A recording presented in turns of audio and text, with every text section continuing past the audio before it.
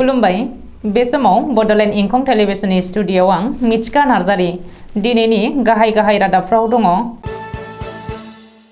उन्दै बैसोआव जुलि जानाय गासैबो केसफोरखौ थाबैनो फोजोबनो डिजिपिनि बिथोन।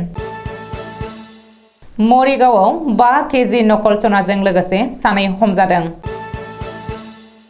गसाइगावआव गुबुन रायजोनिफ्राय दाउ ब्रयलार लाबोखोमानाय गंबा गारि हमदों। गाहाय मन्थ्रिनि गनायथि मोनोब्ला 14 एप्रिल खालि सांसारिनि एम्सखौ बेखेवगोन बुंदों हिमन्त। गसाइगावआव हा माफियाया हा सेनो नाजादों। जलागावआव गेजेर बाक्सा जिल्ला दुलाराय बाथौ गौथुमनि नैथि आरो बाथौ सिबियारि अनसाय आफादनि 1थि बोसोरारि जथुमा खुंदों। बरपेटा र'डआव बाइकजों न' थांनानै मुरि फानै गावनि नखरखौ सालायगासिनो सानै फिसानि बिमाया। दानिया फैदोनि आबुं रादाबाव।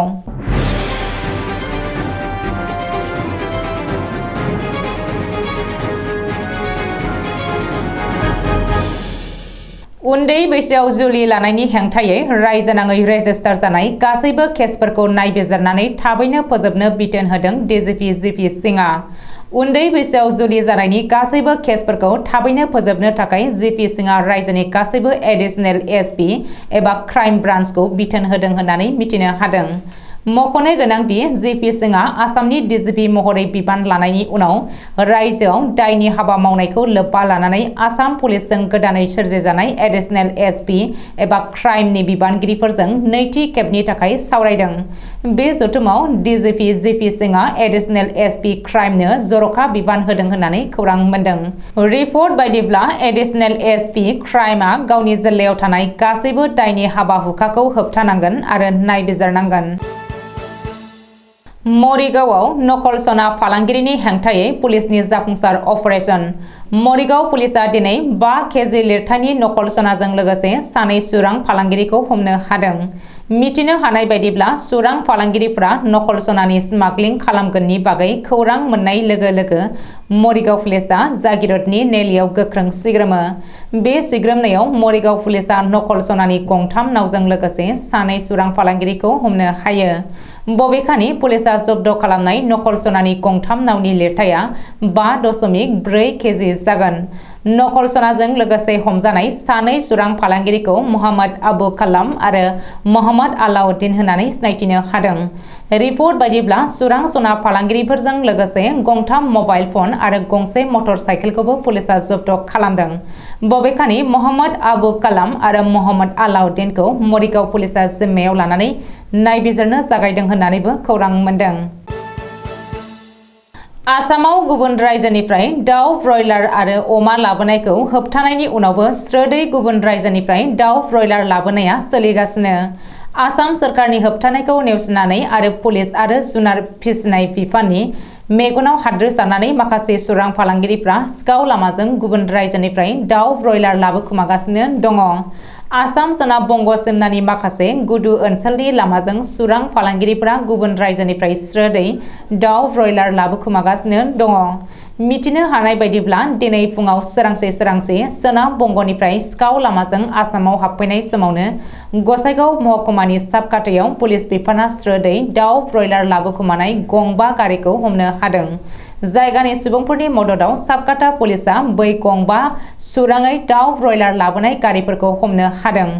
साबकाटा पुलिसआ जब्द खालामनाय गंबा टाटा मबाइल पिकआप गारि नम्बरफोरा फारियै AS01C 2678, AS16 AC 3411, AS16 AC 4544, AS16 AC 2624 आरो AS16C 6550। रिपर्ट बायदिब्ला उननि समाव दाउ ब्रयलार रोगानाय गंबा गारिफोरखौ साबकाटा पुलिसआ गसाइगाव थानायाव लानानै फैयो आरो बे जाथायनि सायाव नायबिजिरनो जागायो। आसामनि सावस्रि खोन्दोनि थाखाय आरोबाव मोनसे मोजां खौरां। सांसारिनि एम्सआ बावैनो बेखेवजानायनि लामायाव। गाहाय मन्थ्रि नरेन्द्र मदिआ गनायथि होयोब्ला फैगौ 14 एप्रिल खालिनो सांसारिनि एम्सखौ बेखेवगोन होननानै बुंदों गिबि मन्थ्रि डक्टर हिमन्त बिश्व शर्माया।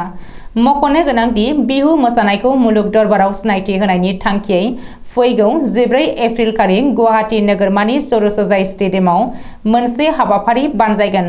बे हाबाफारियाव गाहाय मन्त्रि नरेन्द्र मदियाबो बाहागो लागोन। बे हाबाफारिनि गेजेरावनो सांसारिनि एम्सखौ बेखेवनो थांखि लादों आसाम सरकारा। बेनि थाखाय दिनै गिबि मन्त्रि डक्टर हिमन्त बिश्व शर्माया सांसारिनि एम्सआव नायगिदिंहैदों।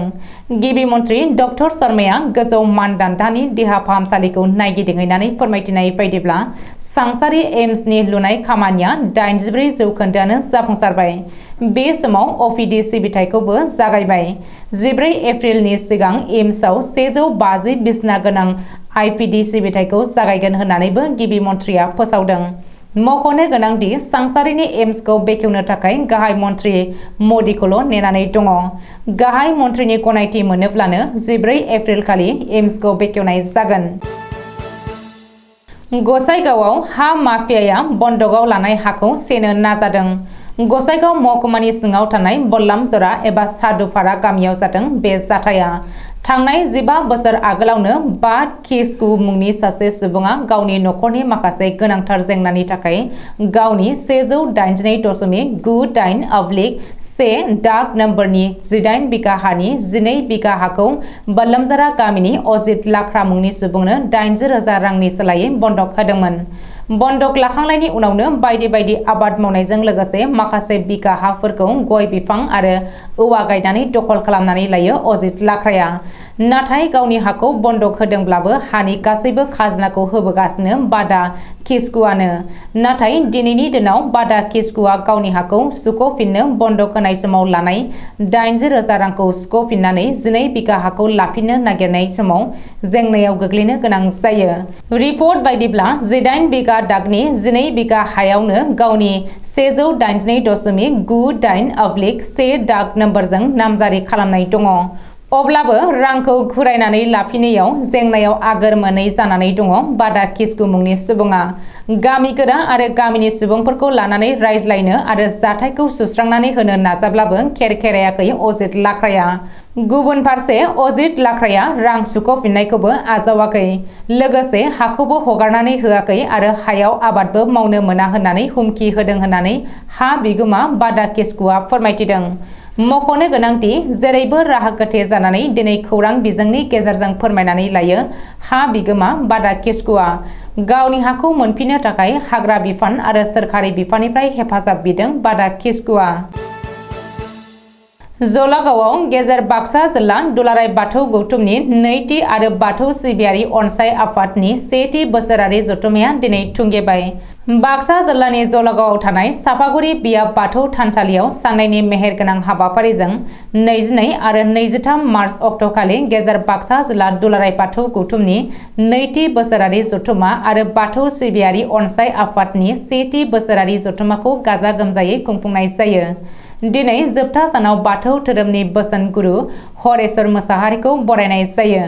बेजों लोगोसे बाथौ सिबियारि अनसाय आफादा हरेश्वर मोसाहारिखौ धोरोम गुरु महरै नाजावनानै लानाय जायो।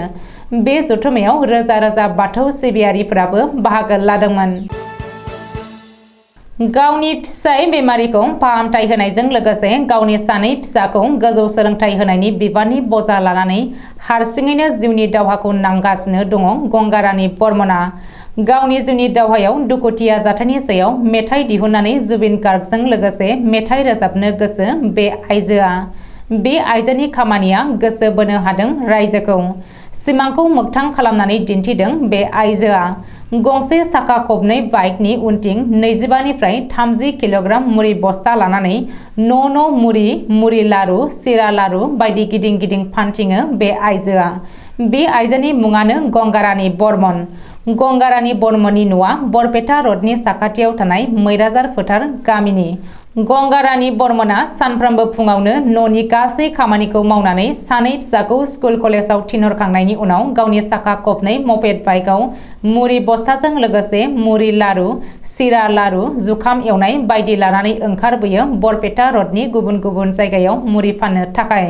बेबायदिनो सानफ्रोमबो गावनि बाइकजोंनो मुरि फानथिंनानै गावनि बेमारि फिसायखौ फाहामथाय होनायजों लोगोसे सानै फिसाखौ गोजौ सोलोंथाइ होनो थाखाय प्राइभेट फरायसालियाव फोरोंथाय होनायनि अनगायैबो नखरखौ सालायबोगासिनो गंगारानि बर्मना। दिनैनि रादाबा एसेनोसै, गोजोन्थों।